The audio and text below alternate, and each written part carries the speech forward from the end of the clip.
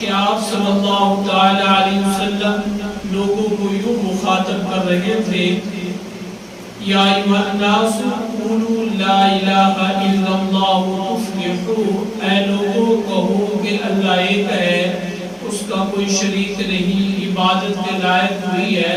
تفلحوا کامیاب ہو جاؤ گے۔ تو ایک بہتا شخص آپ صلی اللہ علیہ وسلم کے پیچھے پیچھے یوں کہتا پھرتا تھا کہ یہ شخص صابی ہے، یعنی بے دین ہو گیا ہے، اپنے آباء و اجداد کے دین کو چھوڑ دیا ہے، آپ اس کی بات کو نہ سنیں۔ تو کہتے ہیں کہ وہ جو پیچھے کہنے والا بھیگا شخص تھا وہ کوئی اور نہیں تھا بلکہ آپ صلی اللہ علیہ وسلم کا سگا چچا ابو لہب تھا۔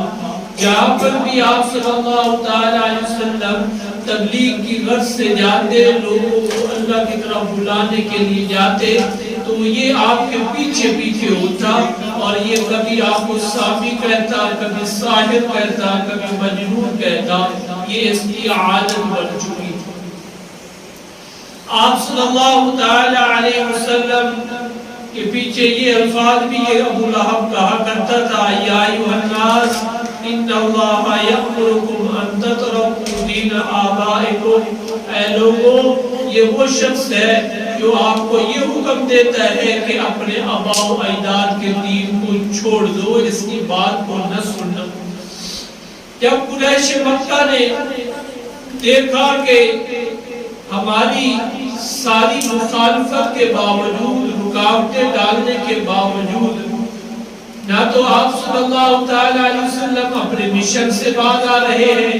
اور نہ لوگ رک رہے ہیں، ہر دن کوئی نیا آدمی دین اسلام میں داخل ہوتا ہے جس سے اسلام کو تقویت مل رہی ہے۔ تو یہ ایک ان کا جوان اور عمر ایک آدمی تھا جس کا نام تھا ولید بن مغیرہ۔ یہ سارے لوگ اس کے پاس جمع ہوئے اور اس کو کہا کہ بھائی بات یہ ہے کہ ہماری ساری مخالفت کے باوجود محمد بن عبداللہ صلی اللہ علیہ وسلم تو اپنی بات سے باز نہیں آ رہے، لوگ ان کے ساتھ جمع ہوتے جا رہے ہیں، اور آنے والے دنوں میں حج کے ایام ہیں، تو حج کے ایام میں تو باہر سے لوگ آئیں گے حج کے لیے، اگر یہ اسی طرح آزاد رہے تو ان لوگوں کو اپنی بات بتائیں گے، وہ لوگ ان کے ساتھ مل جائیں گے تو ان کی جو قلیل تعداد ہے وہ کثیر میں تبدیل ہو جائے گی اور ان کی طاقت بڑھ جائے گی۔ آپ کوئی مشورہ دیجئے کہ ہم سارے لوگ ایک بات پہ متفق ہو جائیں تاکہ ہمارے درمیان کوئی فرق نہ ہو، تاکہ جو بھی ہمارا بندہ بات کرے وہی سب بات کرے۔ تو ولید بن مغیرہ نے کہا آپ کہیے کہ کیا کہنا چاہیے؟ تو ایک شخص بولا کہ ہم یوں کہتے ہیں کہ نعوذ باللہ محمد کاہن ہے۔ تو ولید نے کہا نہیں یہ بات غلط ہے، میں نے کاہنوں کو بڑا دیکھا ہے اور ان کی جتنی بھی علامات ہیں، ان کی آواز میں کھنگھناہٹ ہونا، آواز ایک خاص قسم کی ہونا، لیکن میں نے جب بھی آپ صلی اللہ تعالی وسلم یعنی محمد بن عبداللہ کو دیکھا ہے ان کے اندر کاہن والی کوئی عبادت، کوئی علامت نہیں۔ ایک اور شخص بولا کہ ہم کہتے ہیں یہ مجنون ہے، پاگل ہو گیا، نعوذ باللہ، ایک ہی بات کو ہر وقت کہتا ہے اللہ کی عبادت کرو، بتوں کو چھوڑ دو، اسی کے ہو جاؤ، پھر کامیابی پاؤ گے۔ تو ولید بن مغیرہ نے کہا یہ بات بھی آپ کی غلط ہے، مجنون لوگ ایسے نہیں ہوا کرتے۔ ایک اور شخص نے کہا پھر یہ ساحر ہے، جادوگر ہے۔ ولید نے کہا نہیں میں ساحر والی بھی بات نہیں مانتا، میں نے بڑے جادوگروں کو دیکھا ہے، جادوگر ایسے نہیں ہوا کرتے۔ ایک اور نے کہا پھر ہم کہتے ہیں یہ شاعر ہے، اپنی شاعرانہ کلام سے لوگوں کو اپنا گرویدہ بنا دیتا ہے۔ ولید بن مغیرہ نے کہا میں خود شاعر ہوں، کوئی شاعری والا کلام کے کلام میں موجود ہی نہیں۔ مشرکین بظاہر بڑے پریشان کہ جس سے ہم مشورہ لینے آئے وہ ہماری کوئی بات مان ہی نہیں رہے۔ تو آخر میں ولید نے کہا چلے ہم اس بات پہ اتفاق کر لیتے ہیں کہ یہ ساحر ہے،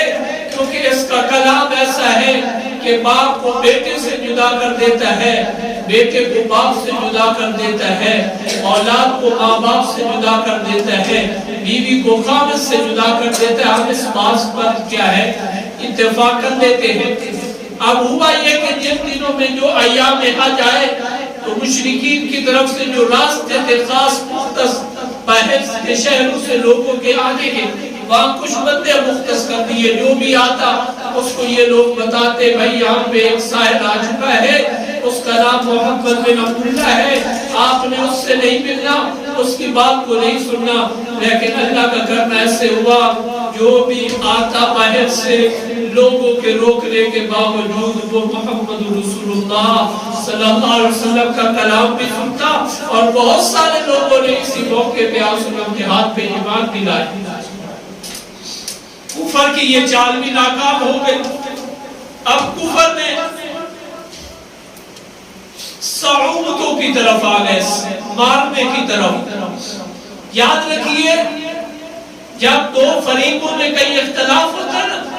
ایک فریق ہارنے لگتا ہے، دلیل نہیں دے سکتا، تو پھر وہ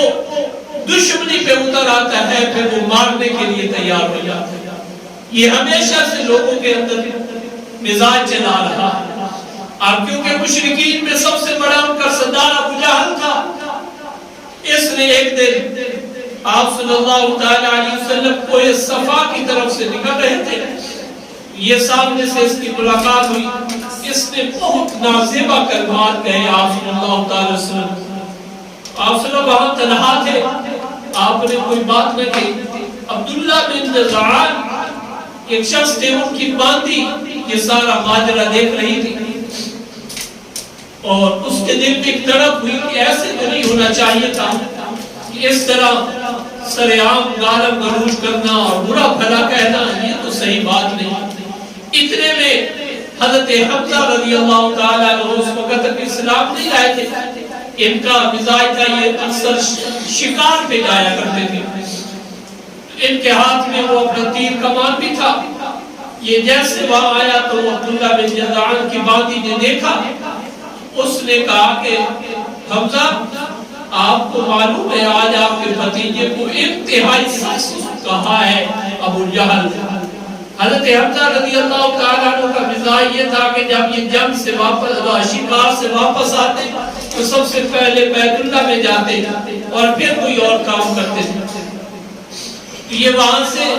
کوئی کمان لیوں نے بیت اللہ میں آئے، وہاں ابو جہل لوگوں کے درمیان بیٹھا تھا، تو حضرت حمزہ نے وہاں جا کر ابو جہل کے سر میں مارا اور سر پھوڑ دیا۔ تو لوگ حضرت حمزہ سے لڑنے کے لیے کھڑے ہوئے، تو ابو جہل نے کہا کچھ نہ کہیے، آج واقع تک میں نے ان کے بھتیجے کو بڑا سخت کہا ہے۔ حضرت حمزہ رضی اللہ تعالیٰ عنہ سے یہاں اسی موقع پر ابو جہل اور دوسرے لوگوں نے پوچھا کیا آپ بھی سابی ہو گئے ہو، یعنی آباء و اجداد کے دین کو چھوڑ دیا ہے؟ تو حضرت حمزہ رضی اللہ تعالیٰ عنہ نے فرمایا کہ میرے دل پر میرے بھتیجے محمد رسول اللہ کی صداقت، آپ کا لایا ہوا دین صحیح طریقے سے منکشف ہو چکا ہے، اور اسی محفل میں انہوں نے اشہد اللہ الہ الا اللہ واشہد ان محمد عبدہ ورسولہ پڑھ کر اعلان اسلام لانے کا اعلان کیا۔ آپ صلی اللہ تعالیٰ علیہ وسلم کو جب اس بات کی خبر ہوئی، آپ صلی اللہ تعالیٰ علیہ وسلم خوش ہوئے۔ یہاں پر ایک اور بھی اشارہ ملتا ہے کہ جب کوئی لوگ آپ صلی اللہ علیہ وسلم کو اذیت پہنچاتے اور پھر کوئی ان کو اذیت پہنچاتا، آپ صلی اللہ تعالیٰ علیہ وسلم اس بات پہ خوشی کا اظہار کیا کرتے تھے۔ تو آج بھی جو مشرک قادیانی ہے یا دوسرے لوگ ہیں جو محبوب کبریا کی ذات کو تکلیف پہنچاتے ہیں، ان کی صفات کا انکار کرتے ہیں، ان لوگوں سے ہمیں ہر قسم کا قطع تعلق کرنا چاہیے، کیونکہ ان کا دین اسلام کیا ملت کے ساتھ کوئی تعلق نہیں۔ آپ صلی اللہ تعالیٰ علیہ وسلم کہ حضرت حمزہ کے اسلام لانے کے بعد قریش مکہ نے جب یہ دیکھا کہ اب تو یہ حربہ بھی ناکام ہوا، اب انہوں نے آپ صلی اللہ تعالیٰ علیہ وسلم کے پاس قطیبہ کو بھیجا،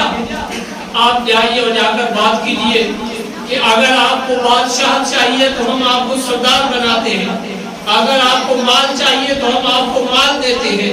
اگر آپ کو کوئی منصب چاہیے ہم آپ کو منصب دیتے ہیں، اگر آپ چاہتے ہیں آپ کسی خوبصورت عورت سے نکاح کرنا چاہتے ہیں ہم آپ کو اس سے نکاح کرا دیتے ہیں، لیکن یہ کام نہ کیجیے، ہمارے بتوں کو برا بھلا نہ کیجیے، آباء و اجداد کے دین کو نہ چھوڑیے۔ اس موقع پر آپ صلی اللہ علیہ وسلم نے سورۃ حامیم سجدہ کی ابتدائی آیات کی تلاوت کی۔ حامیم تنزیل من الرحمن الرحیم، کتاب فصلت آیاتہ قرآنا عربیا لقوم یعلمون۔ یا مشرکین کا یہ حلوہ بھی ناکام ہوا، اب مشرکین میں دوسری چال چلی کہ چند لوگ مل کر آپ صلی اللہ علیہ وسلم کے پاس آئے اور آ کر کہا آج کے بعد ہم اور آپ ایک معاہدہ کر لیتے ہیں۔ کیا معاہدہ ہے؟ معاہدہ یہ ہے کہ 1 سال کے لیے آپ ہمارے خداؤں کی عبادت کیجئے اور 1 سال کے لیے ہم آپ کے خداؤں کی عبادت کریں گے، اس طرح ہمارے درمیان جھگڑا ختم ہو جائے گا، آپ اپنا کام کرتے رہیے گا ہم اپنا کام کرتے رہیں گے، تو ہمارا ہمیشہ کے لیے جھگڑا ختم ہوگا۔ اسی موقع پر سورۃ الکافرون کا نزول ہوا، اللہ تعالیٰ نے آپ صلی اللہ علیہ وسلم کے لیے سورۃ نازل کر کے ارشاد فرمایا قل یا ایھا الکافرون، اے میرے محبوب کافروں سے کہہ دیجئے لا اعبد ما تعبدون، میں نہیں عبادت کروں گا جن کی تم عبادت کرتے ہو، ولا انتم عابدون ما اعبد ولا انا عابد ما عبدتم ولا انتم عابدون ما اعبد لکم دینکم ولی دین، تمہارا دین تمہارے لیے میرا دین میرے لیے، آپ کا دل مانے تو ایمان لاؤ، دل نہیں مانتا تو ایمان نہ لاؤ، یہ نہیں ہو سکتا کہ میں آپ کے خداؤں کی عبادت کروں۔ یہاں سے بھی ایک اشارہ ملتا ہے کہ آج جو لوگ اللہ کی بھی عبادت کرتے ہیں اور غیر اللہ کے در پہ بھی سجدہ کرتے ہیں اور اپنے آپ کو مسلمان بھی کہلواتے ہیں، وہ حقیقت میں مسلمان کہلانے کے حقدار نہیں۔ یہ دو چیزیں جمع نہیں ہو سکتی کہ کہے بندہ کہ میں اللہ کی بھی عبادت کروں، غیر اللہ کے در پہ بھی سجدہ کروں، اللہ سے بھی مدد مانگوں، غیر اللہ سے بھی مدد مانگوں، اللہ سے بھی اولاد مانگوں، غیر اللہ سے بھی اولاد مانگوں، یہ دو چیزیں جمع نہیں ہو سکتی۔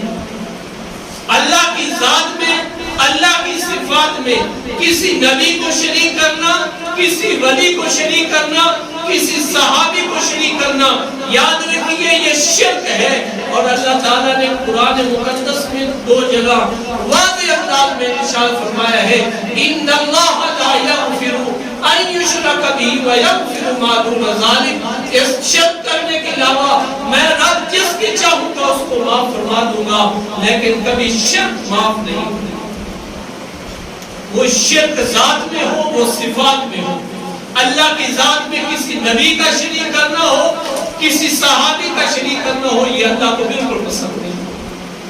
یہاں پر مجھے ایک واقعہ یاد آیا، شیخ عبدالقادر جیلانی نور اللہ مرقدہ، اب تو حضرت شیخ عبدالقادر جیلانی کے نام سے لوگوں نے پتہ نہیں کیا کچھ واقعات بنا رکھے ہیں، لیکن وہ حقیقتاً ہوا ہے۔ ان کے بارے میں ایک واقعہ لکھا ہے، ایک دفعہ ایک عورت آئی ان کے پاس اور آ کر کہا کہ حضرت اگر میں اپنا نقاب اتاروں تو میرا اتنا حسن ہے کہ آپ مجھ پر فریفتہ ہو جائیں، لیکن میرے اتنے حسن کے باوجود میرا شوہر دوسری شادی کر رہا ہے۔ حضرت شیخ کے اوپر غشی طاری ہوئی، کچھ دیر کے بعد ہوش آیا تو مریدین اور متوسلین نے پوچھا حضرت کیا بات تھی؟ عورت نے بات یہ کی اور آپ پر غشی طاری ہوئی۔ انہوں نے کہا مجھے اس بات پہ تعجب ہو رہا ہے کہ اس عورت کا عارضی حسن ہے اور یہ اپنے عارضی حسن میں کسی کو شریک نہیں ٹھہرانا چاہتا۔ عورت کا عارضی حسن ہے، یہ اپنے عارضی حسن میں کسی کو شریک نہیں ٹھہرانا چاہتی۔ جو رب حسینوں کو حسن دینے والا ہے اس کی ذات میں کیسے کسی کو شریک مانیں گے؟ آپ صلی اللہ علیہ وسلم اپنے اعلان توحید کے لیے آگے بڑھتے رہے۔ آپ صلی اللہ علیہ وسلم نے جب مشرکین نے دیکھا یہ سارے حملے ناکام ہوئے تو چند بڑے لوگوں کو جن میں نضر بن حارث اور عتبہ بن ابی معیط کو مدینہ طیبہ میں علماء یہود کے پاس بھیجا اور علماء یہود سے جا کر آپ مشورہ کر کے آئیے، کیونکہ وہ نبوت کے بارے میں علم رکھتے ہیں، انبیاء کے علوم جانتے ہیں، آپ ان سے پوچھ کے آئیے کہ یہ کیا ہمارے مکہ کے اندر جو عبداللہ کے بیٹے محمد بن عبداللہ نے نبوت کا اعلان کیا، یہ کیا اللہ کے سچے نبی ہے یا نہیں؟ تو یہ لوگ جب آپ علماء یہود کے پاس گئے، علماء یہود نے کہا 3 سوال کیجیے ان سے، اگر وہ پہلے 2 سوالوں کا جواب دے دے اور تیسرے کے بارے میں خاموشی اختیار کر لیں تو پھر مان لینا وہ اللہ تعالیٰ کے سچے نبی ہے۔ پہلا سوال کیا تھا؟ پہلا سوال ان سے یہ پوچھنا کہ وہ لوگ جو غار میں چھپ گئے تھے، آپ کیا ان کو جانتے ہیں، ان کے بارے میں علم ہے؟ یہ اصحاب کہف تھے جن کا سورۃ الکہف میں واقع ہے۔ اور دوسرا ان سے پوچھئے وہ کون شخص تھا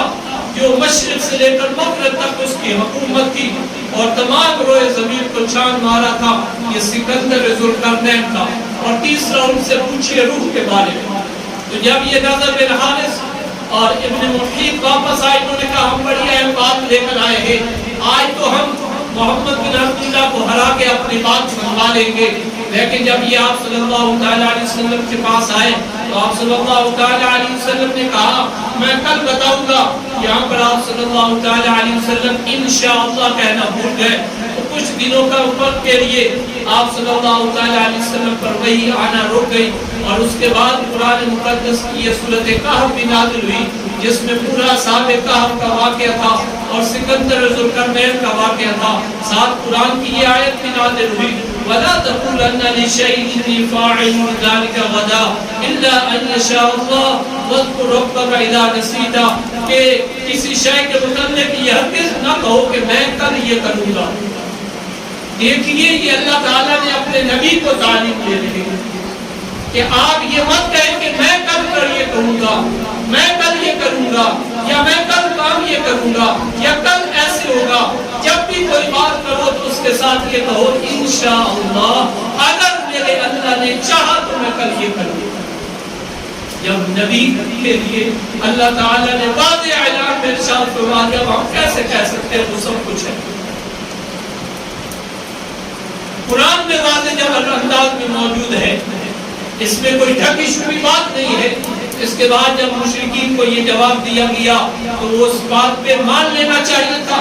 لیکن جب کفر کے اندر ضد اور عناد آ جائے پھر وہ حقائق کو نہیں تسلیم کیا کرتے۔ تو بات دراصل یہ ہے آپ صلی اللہ علیہ وسلم کا جو پیغام ہے یہ قیامت تک کے لوگوں کے لیے رہنمائی رکھتا ہے، قیامت تک کے لوگوں کے لیے بہترین ذریعہ اس چیز کا رکھتا ہے کہ ہم لوگ کامیاب ہو سکتے ہیں۔ آج جو ہمارے درمیان انفرادیت کے ساتھ افراتفری کا نظام ہے، اس کی یہی وجہ ہے کہ آج ہم نے آپ صلی اللہ علیہ وسلم کے طریقے کو چھوڑ دیا۔ آپ انہی حالیہ دنوں میں اپنے اداروں کے اندر کچھ واقعات ہوئے، جس طرح پنجاب یونیورسٹی، لاہور کالج، دوسری جگہ، اس میں جو بنیادی وجہ ہے وہ ہم نے قرآن کے احکامات کو چھوڑ دیا ہے۔ وہ بنیادی چیز کیا ہے؟ وہ پردہ ہے۔